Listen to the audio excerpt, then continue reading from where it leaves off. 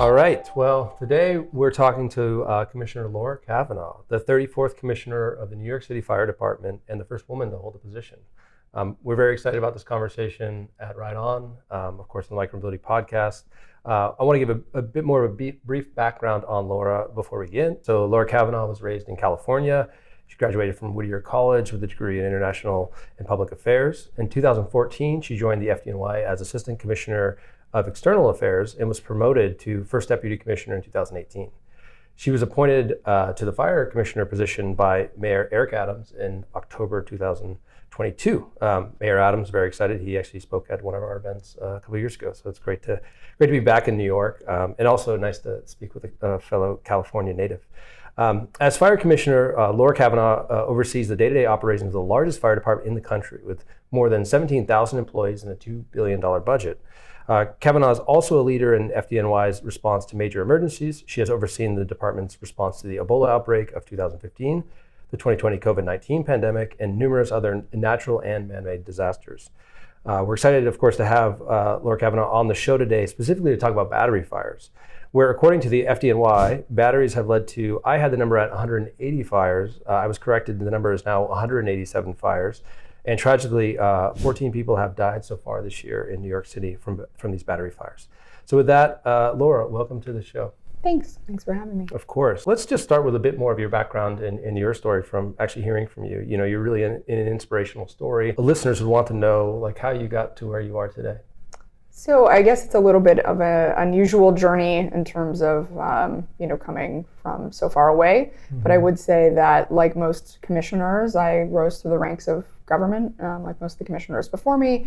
And so, as you mentioned in my bio, I had started at the department working on special projects, whether it was, dispatch, working with some of our families, working on technology, human resources, and eventually over the course of a decade, very gratefully landed in the commissioner's spot.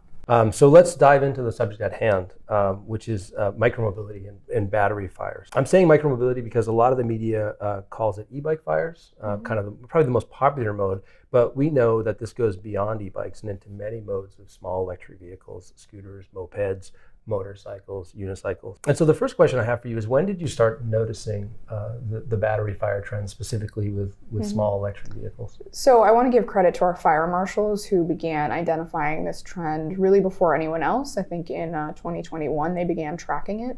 When I became commissioner, it was one of the first things they brought to my plate. So this was one of the first things I was made aware of, is how precipitously these have gone up year over year. So even between when they began tracking them and now, they've gone up about 40% every year. So this is something that's been, since I arrived, certainly been top of mind. But really it's our fire marshals who first identified that there was something unusual happening in our fire data. Yeah, and just to speak to that growth, so you mentioned it there, but basically it looks almost exponential from 19. There was, it seems like, at least in terms of the number of fires, 30, then it goes up to 44, 104, 104 in 2021, and then 220 in 2022. Mm-hmm. It appears, you could tell me if I'm wrong, but it appears in 2023 we might have some flattening on that growth from 2022. But yeah, real incredible growth off of what sounds like a pretty small number when they first identified, but continues to, of course, go up. So a lot, again, in a lot of the popular narrative in the media is a lot of these fires are coming from delivery workers. I've seen estimates. We've talked to a lot of different delivery companies on our show. Anywhere between 65,000 delivery workers in New York City. I've heard up to 100,000. Again, these aren't necessarily substantiated numbers, but it seems like a lot of them, of course, are using micromobility vehicles to distribute, basically run the city. I don't know how the city might run without delivery workers. But is there a trend you see in the type of vehicle that's being used that's catching fire? Anything specifically there? So I'd say there's a few trends we're seeing, and as you pointed out, this is often ascribed only to delivery workers. I would not say it's that. Part of it is that the proliferation of these devices among all citizens has gone up. And a lot of the, especially initial devices, came in unregulated, including things like scooters, other devices you mentioned that are more what I would call like recreational vehicles. So that's one issue, is just them not being regulated in the first place. I think the reason the delivery workers receive so much attention, and rightly so, is not only are they very dependent on these, and as you point out, especially as New Yorkers, we get a lot of things delivered, but a lot of the ways in which they are required to use them make it a particularly risky use of the device. And that's, no fault of theirs. I would say, that it's really the structure that the apps have given to deliveries has really pushed a use of these bikes, which was not what they were meant for. And that's really where they can become very dangerous. So some examples I'd give are altering a device. So we know that some delivery workers altered the device either to go faster or to have more battery power so they can have less charges. But the altering of any device, even a regulated one, makes it much more dangerous. Also things like, damaging the device. So if it has dents in it, if it's exposed to, say, snow or salt, which again, you get a lot of in New York City, that can make the device far more likely to catch fire. And then, a lot of what we've also seen is people putting together what I would call sort of like a Frankenstein bike, where they're using a charger, a battery, and a bike that didn't come together and weren't manufactured together and aren't necessarily compatible. And that's where we see a lot of the overheating issues, which is where they catch fire in homes. So I think, it's right that the delivery workers get so much attention because they're really dependent on these devices to make a living. So they often don't have a choice to use a safer device, but also a lot of these devices really weren't created for the way the delivery market has unfolded. And I think that's a lot of what we have to address and not just put that on the backs of the delivery workers. You have this market established by delivery workers. It's sort of a pay for performance. So if you're a delivery worker, what are you going to do? You want the most throughput you can get. So it sounds like modifications are a big deal, maybe uncapping to go faster and or trying to preserve more battery life. You mentioned we know a lot about the DIY market around conversion kits. So taking a normal, what we call acoustic bike, turning it electric. And then also another thing that I've heard a lot about is the idea that the battery swapping actually happening inside of like apartments. So, multiple charged batteries at the same time, because, you never think as a normal user, I need to go 140 miles where I can route back to maybe an apartment and grab another battery. But in the world of delivery, you could probably easily cover that kind of ground. And so instead of like waiting for another charge, just go in, grab that other battery, which must be terrifying. I mean, basically that's an apartment full of matchsticks in a matchbox. Exactly. As you point out, they sort of created an underground market, not just for the bikes themselves, but for battery charging. That's really unsafe. So I've actually gone on some of these inspections that our special task force has done. And exactly that's what you see when you walk in, that there's hundreds of batteries charging. Many of them look as though they've been altered or tampered with, or they're not UL certified, so they're probably dangerous to start with. But also, the other things may have happened to them. They're not in a location that's fire safe. They're, often overloading the electrical outlets. We have this happen in a lot of older apartment buildings that aren't equipped to have that much, electric charge happening at once. And that's, not only really dangerous, but I think the reason it's so scary is when it's in a private apartment, we can't inspect inside a private apartment or home. So, we really worry that a lot of this could be happening outside of what we can ever sort of get access to. It's such a massive problem. Like I would be curious. So we often think about with micromobility, we try to study history, right? We look at the movement from horse carriage to car and like, what could we learn from that? As it seems like this is a very big revolution we're undertaking with small electric vehicles.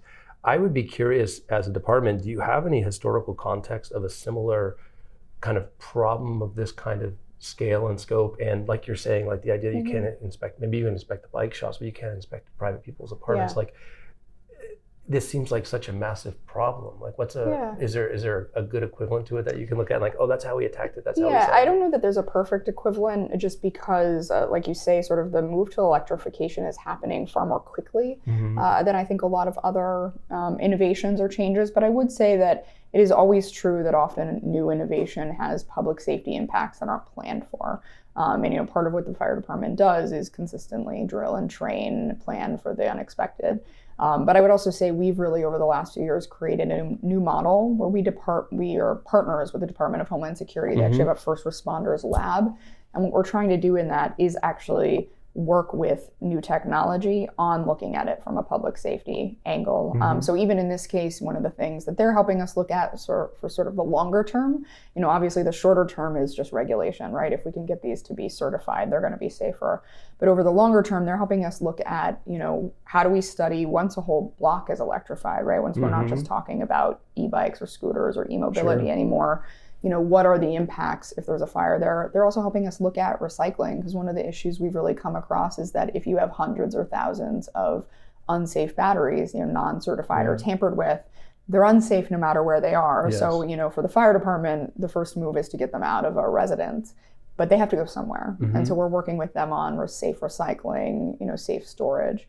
So, I think in some cases we have to prepare consistently for the unexpected, but there's also more we can do. And I think we are doing now to try to plan a little bit more for the future and what we do with these over time. And on that, so you mentioned some of the partnership you have, like Department of Homeland Security, it sounds like. I also know you testified with the CPSC, Consumer Protection and Safety Commission. And, I think you were, I think in some of the testimony I watched, clearly they were very intrigued by your story and of course being so forthright. And I think being, as quoting them, I think they basically said they were impressed how ahead of it you are. Clearly you're dealing with it. So you're part of being ahead of it. Do you feel like these agencies like CPSC and others are moving fast enough, or clearly we can only move so fast, but I'm just curious. Yeah, I think they're receptive and I think they're moving faster than normal, but I think with government, expediency is always the challenge, right? And in some ways government is meant to move slowly and cautiously, but when we have something like this that is, for us, as you mentioned in the numbers, getting worse by the day, we really need them to move faster than is normal. So, we continue to lobby them. That's why we went down there, but we're also continuing to lobby them now. They're actually coming up next week to visit us. Great. And we're also speaking to Congress, who has looked at this from a legislative angle. And so we believe we have to sort of keep banging the drum. Otherwise, it may take, years for this regulation to take effect, and we want it to be done far sooner than that.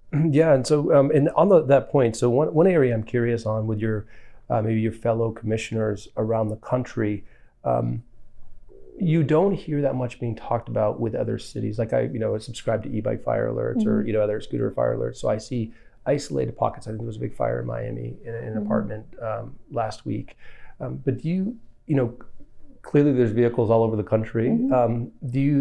Clearly New York would be the biggest, but do you feel like you're getting support from other cities where this is a challenge, or do you think it's not on their radar yet, or you're putting it on their radar? I'm just curious where that's So I think it's all of the above. We see cities that are more similar to New York have the e-bike battery issues. Actually, San Francisco is one of them. It's a much smaller city, so fewer fires. But actually per capita, they're having just as many, if not more, than we are. Interesting. But San Francisco is also, especially for the West Coast, unusual in that it is a denser city. You do get deliveries. Same thing in places like Chicago and Philadelphia. Other cities like Miami or LA, there's a lot more outdoor space. And one of the primary safety things that we ask people to do is put these outside. So if that's possible, that can make a city a lot safer. In New York, it's not possible for most residents. We also are seeing that a lot of departments hadn't been tracking this. So we've actually been working with the national U.S. Fire Administrator to try to get universal national tracking of this. We think what might be happening is a lot of these fires are happening in cities, but they're buried in the data as electrical fires, which are a common form of fire for most departments. But they unfold very differently than your typical electrical fire. So we're trying to also get folks to track this. Fascinating. And I do think it's worth saying there's some things about New York that probably make this worse just based on our size and our density and the number of things we have delivered. But I also think New York tends to be a bellwether, both as a fire department and as a city. If you recall, we got hit by COVID first of all the major cities. And so we do think this will eventually be an issue everywhere, especially, as I mentioned, with everything becoming electrified. If we're not ahead of making sure that electrification is certified and safe and that first responders know how to put these fires out, then I think we risk eventually it hitting every city, even if it's not all about bikes or mobility. It will be something at some point if we're not ahead of it. How do you catalog it? So what is the actual category definition of this type of fire? So ours are extremely detailed. So e-mobility is its own category, but we also break it down. So we know for every one of our fires whether or not it was a scooter, a bike, a moped. We also know what type of battery, was it certified, was it with the charger. The only caveat I'd say is sometimes the fire is so bad you can't tell some of that stuff after the fact, but to the extent that it can be examined, and we can find that out. We are tracking as much as possible. Even, what was the use of the residents? Were they a delivery worker? Were they a recreational user? So it's our goal, since we have so many of these, and we're probably going to be the ones with the biggest data set, to be able, especially with the Consumer Product Safety Commission, to share which manufacturers, which types of uses, which types of, sort of modifications are causing the most fires and the most fire deaths. Okay, that's very cool. I don't have any of that data on me. I would be curious, and sorry to put you on the spot, but is there so you broke it down by mode, by delivery, non-delivery, by certified, non-certified. Any sense of that data off the top of your head? There are certain uses and certain non-certified manufacturers that show clearly to have more of these fires than others, and that is actually shared with the Consumer Product Safety Commission so that they can take action on that. Okay, and then how about mode? Any trends there? E-bike versus scooter versus moped versus motorcycle? That I'm not sure. I don't know. I can check. I don't know, but I would say generally the biggest thing we see is modification. So if those things came as a certified device and weren't modified, they generally don't, burst into flames. If they were modified in some way or damaged in some way or weren't certified to start with, that's what we actually see makes the biggest difference. Yeah, that's okay. So I think, for everyone listening, watching, there's a very clear concern around DIY. I think we've seen that even in London and in China. And so, if you have a DIY vehicle, I think there's some very real concern there. And then clearly, whether or not it's UL certified, also some very real kind of use cases there. And then, if you're doing any sort of modification and or any sort of extraneous use, like a delivery type style, probably some, indexing more towards potentially there being a fire. How about like the urgency of, hey, let's try to get these vehicles off the streets, out of the apartments now. Yeah. So as I understand it, there was a trade-in program going on led by the Equitable Commute Project, which was trying to get people to kind of raise their hands, mostly focused, I think, on delivery workers to turn in their vehicles, either DOI or maybe those Aero vehicles for a turn vehicle certified with UL certification. And the UL certification is both the bike being UL 2849 certified and the e-bike battery being UL 2271 certified. New York Times, unfortunately, been battling with them a little bit. I feel like with our podcast, came out and said, hey, that this program is not working. I think they identified that 3 vehicles had been traded in, potentially 60 to 100,000 workers, probably not a huge hit rate. I also saw, though, that just last week, the council has now approved a trade-in program, which sounds like it's just a clean trade for what is potentially a damaging vehicle. We track every incentive program that the government in the U.S. comes up with, either city, state, or federally, for any sort of micromobility incentives. Our feedback on seeing the first program was it's too confusing. There's too much. It's too hard to get, and it's too expensive. This new program that sounds like the council's approved seems more in line with what I would hope for. But I'm just curious your opinion there. Is enough being done to urgently get these vehicles? Is there too much red tape in the way? What would you want to see if you could design an incentive program? Yeah, I think like you said, I've heard the same things from delivery workers, that it's too complex, it's too expensive, that there's still a pretty high fee you have to pay to exchange the bike. And even there's, compatibility issues, right? There's so many different types of bikes and batteries. There's not always the battery or bike available to them for their bike to trade in. So I certainly hope the council's bill addresses that. We've spoken to them quite a bit, so I think they know about some of these concerns. I still think it remains to be seen whether or not it's really going to be successful. And as I've mentioned before, I think part of the issue is a lot of the way the delivery workers are using these is not what bikes are made for. So even a new bike may not have, say, a charge that lasts long enough for your average delivery worker.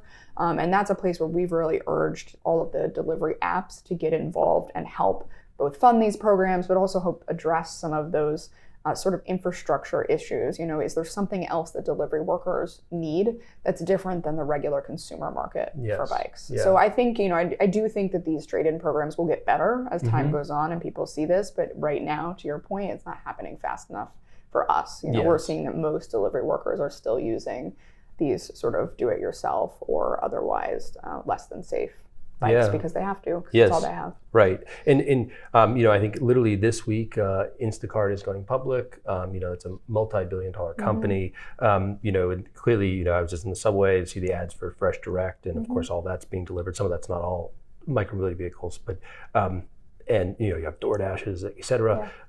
How much pressure is on them to solve this? And well, I guess maybe the question is, do you think there's enough pressure on them to solve this? Yeah, I know we've been putting pressure on them to solve it. I don't know that there's enough pressure yet, only because I would say we have not seen it be resolved. And so I think until it is, I'd say more pressure is required.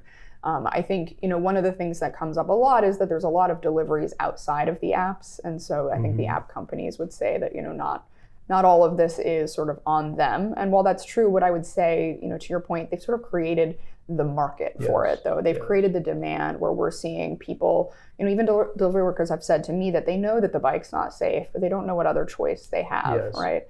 And so I think as long as that's true, we need more from the apps who've really created the demand that was not quite the same. Getting your food within an hour was acceptable 5 years ago, and now it's 15 minutes or less. That's the kind of demand that the apps have specifically created, and it specifically propels less than safe use in order to actually get things there on time. I mean, I think that's really interesting. Where like for instance, the Ubers and Lyfts, a lot of they would never allow an unlicensed driver on the road, right? That's just like, that's totally understood. Why you'd allow potentially an unlicensed micromobility vehicle, I don't, that to me seems pretty cut and dry. And then I know there, like you're saying, there are other apps. There's a company here in New York that we interviewed not too long ago called Wiz, and all of their bikes are UL certified that they give to their delivery workers. But again, this is a small startup. This is not the behemoths in the space. And I think, like you're saying, I think that everyone will follow their lead. They have enough market share and enough attention that if they move this route, I think it's natural that you're going to impact a broad swath of that market. I think our message, and we'll do this, of course, at Micromobility America, is talk to these delivery companies and try to apply. I don't want to say pressure in a negative way. Just like, hey, we know regulation takes a long time. We know, getting these things so they're not coming over potentially from areas where we get batteries. It's going to take a long time, but there are immediate things that we could do. And in the private market, we can move much quicker potentially. Yeah, exactly. And as you point out, they have direct access. They know where their deliveries are happening. 100%. They know who they are. So regulation takes a while, but they have an ability to, make an impact on their workforce right away. So I think, like you're saying, I'll probably be cornering a lot of them at the conference in a nice way. But I do, what I find when I have these conversations is they don't always realize how much that market that they've created has really focused in on these less than safe devices. And so I think once they understand that and once they sort of know what they can do about it, I have seen some movement. I just think it's not enough. Yes, I agree. So let's talk a little bit about just I'm just a New Yorker. I live in the city. I'm reading about these fires.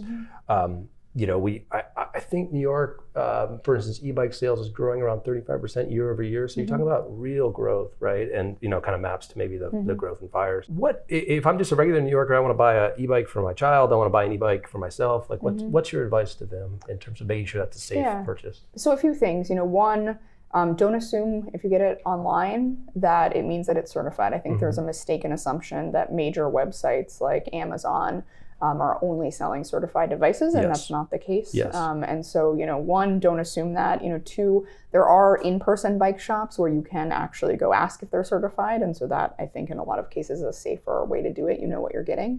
And I'd ask anybody, that has a bike right now. A lot of people have said, I'm not sure if my bike is safe. Sort of to give it a once-over, does it have a UL certification? Are you using the battery and the charger that came with the bike? Do you see any damage, any dents, is the battery getting really hot when you charge it? Those are all signs that either you bought a not certified bike or maybe that it was damaged along the way.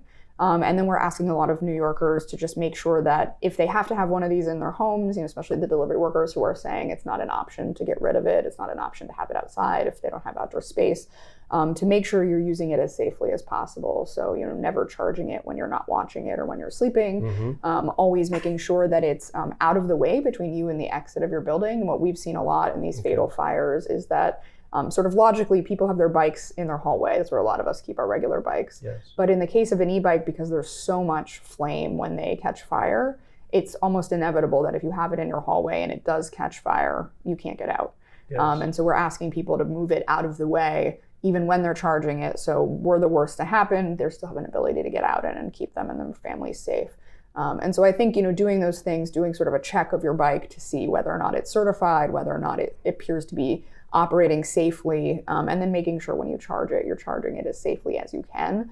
I think that will help until we know that we're only getting certified bikes through the market. Got you. Okay, so I'm being a good New Yorker. I'm taking Commissioner Kavanagh's advice. Yeah. First question I say, my bikes aren't UL certified because, I think it's like 80 roughly percent of bikes aren't. What do I do if my bike doesn't have that UL certification on it? Yeah, I mean, I would encourage you to get rid of that bike. Okay. You can find out safe disposal on the sanitation department's website. There are, as I mentioned, there are bike shops that you can go and actually, inspect the bike yourself, see that they're certified. So those are often a safer way to get the bike than on these online retailers where we're not certain where they're coming from. I do realize those are often more expensive. And so I think that is part of the issue in the marketplace that we're talking about, where I think the apps can help in sort of underwriting the cost of the certified bikes. Yep. Ultimately, what I'd say, though, we do know from UL that certification of a bike only costs about 10 cents per device. Yes. So once the whole market is regulated, I think we'll see bikes at all price points that are regulated. It's not the case right now. Yeah. But definitely would encourage people who clearly don't have a certified bike to make sure that they are dispose of that bike or do not, leave it charging in their apartment. So the first thing is, if you don't have UL certification, there's potentially it's time for a new bike. Yes, and exactly. as Commissioner Kavanagh was mentioning, you can go to any bike store and they're gonna understand this. One other thing I just wanted to ask you about, because I seen the videos, I don't think people understand this well enough. If there is a fire of a battery, I've seen people try to put it out. Yeah. What do you do in case of an actual fire with So I think that's battery? a great point. I think people think when they think fire, they think of what you see typically where it starts as a smoldering fire and then it grows.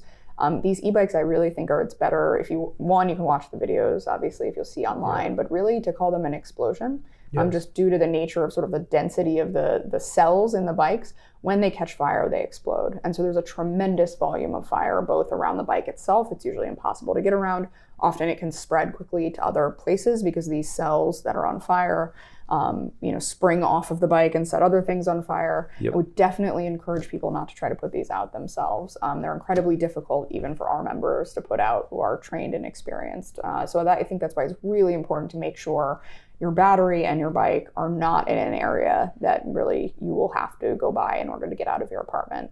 The best thing you can do is to get out of your apartment safely. Yep. Call 911, Yes. Let the fire department know that it's an e-bike. That's especially important for our members to know because these are particularly dangerous for first responders, and let them come and put out the fire knowing what it is. One other thing, just very tactical to the end user, a lot of people like to take their batteries off their vehicles, whether that's because of theft, maybe they just want to store it somewhere. Can you talk very briefly about the idea that like carrying it in your backpack, letting it hit the ground? You mentioned salt and corrosion, of course, here like in New York City.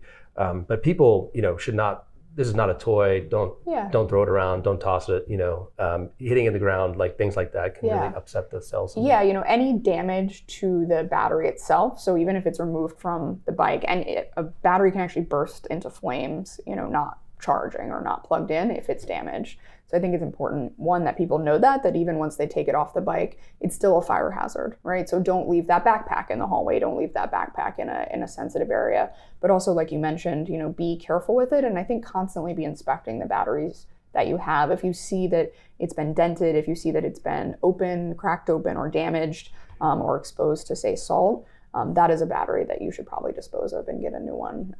Let's just really briefly again zoom out. So we're in the future. We've got UL certified batteries all around the city. But if you talk, for instance, I talk to a lot of entrepreneurs in China. What they'll say is, like, in most cities, you cannot bring the battery inside the apartment building. There's storage outside. I talked last week to Shabazz Stewart, who's the CEO of Unipod, which is actually a local company doing bike storage, beautiful bike facilities outside. What's your vision on the future, even in a UL world, certified world?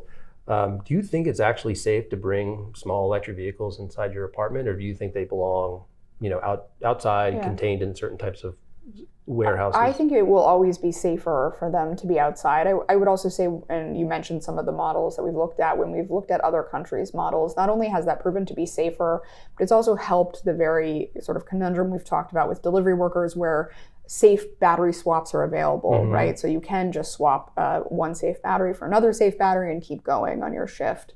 And we've seen that in other countries. I would say, Mayor Adams set up a micromobility task force, and that's a lot of what the larger task force is looking at with us as partners. So what is the infrastructure that we want to be building for the future, right, when it comes to bikes and batteries?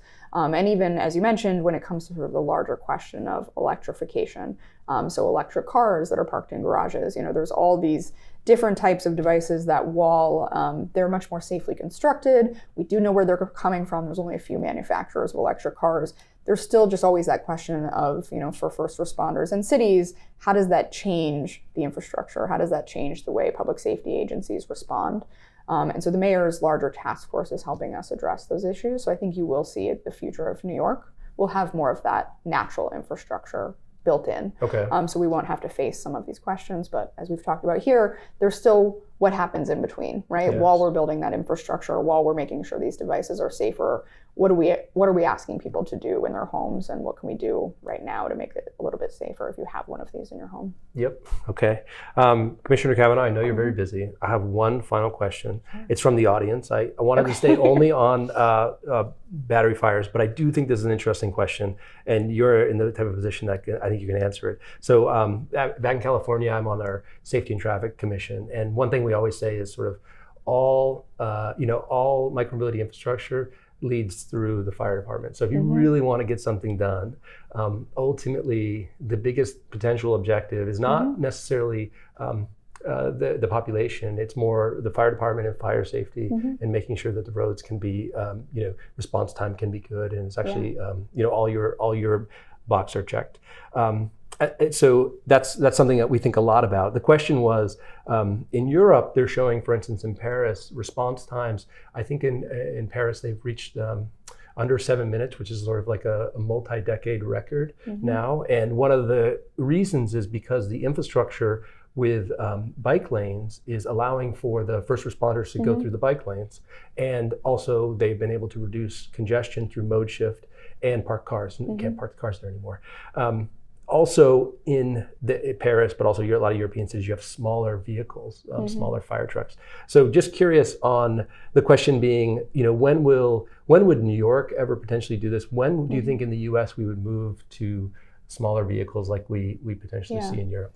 I mean, part of it is maybe a question about sort of American culture that I can't answer. I think we like big vehicles here. What I would say here in New York City, a few things. One, we see, just like these European countries, that traffic is the number one thing that increases response time. Yes. And in fact, response times went way down during COVID because there weren't cars on the road. And we do see, there are some streets where we've done this sort of experimentation, as they've done in other cities, where, say, it's a car-free street or it's emergency vehicles only, such as 14th Street that runs across Manhattan. And that, for our first responders, is a huge gain. They can now get cross town far more quickly than they could before.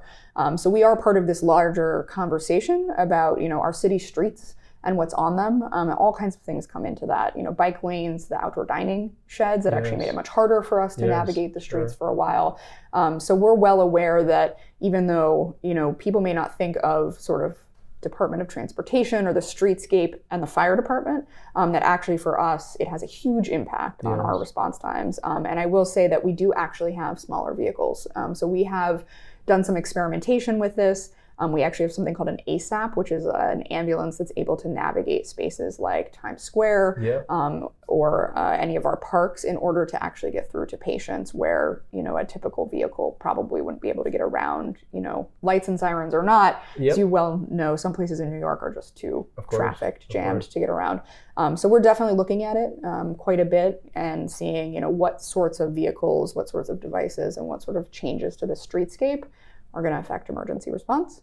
And just would say lastly, especially since I'm going to be at the conference and there'll be so many people there, is I do think all of these issues really point out that we have to be working together. Like when it comes to innovation, it's just not a one industry or like one entity problem. And there's often a lot of unexpected problems down the road. And I think the later we get involved, the harder that can be. What I hear from a lot of tech companies is, we created this great product and we're about to roll it out and you guys said no. Sure. And so what I say is involve us early, Yeah. involve us early so we can give you some sense of what the safety issues are going to be and you can build around that. We acknowledge that innovation is going to happen, Yes. that it's critical. And frankly, innovation has saved the lives of many first responders in terms of innovation Sure. we've had in the agency. So we want to be a part of other people's innovation conversation so that public safety can be a part of the puzzle and not just sort of a no at the end of the process. Excellent. I think that's totally something I've learned from being on the commission is like when you can get, and the fire department has started to join the commission meetings even, so it's been great. And something I definitely learned is get the fire department involved early, not as a last check, but actually at the beginning and part of the design process, and it really helps. Okay, so Commissioner Kavanagh, thanks so much for your time. Just to recap, we've got you're working hard on long-term plans, both federal regulation, state regulation. You're working hard on incentive programs to try to make it as easy as possible to get these vehicles off the road. For people at home, New Yorkers or really any American, look for the UL certification, remove batteries if they're damaged, be very careful with DIY kits and any sort of modifications to the vehicles. And thank you so much for everything you're doing and for your time today. Yeah, thank you. Okay. See you in California. Yeah, see you in California.